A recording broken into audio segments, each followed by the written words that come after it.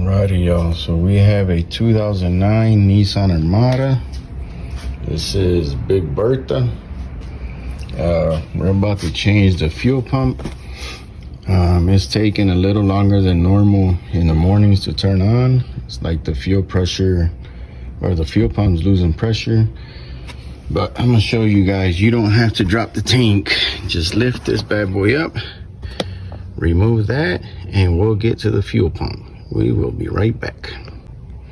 Alrighty, so we took the cover off. This piece right here, those little Phillip head looking screws, you just twist them to the right and it loosens up the cover.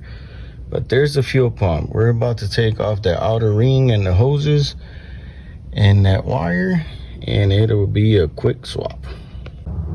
Alright, so I just disconnected the fuel lines and the wire, and you can tell the pump's going really bad because it only had a little bit of pressure in it. We're about to take this bad boy out. So there's the old pump, there's the new one. Out with the old, in with the new, baby.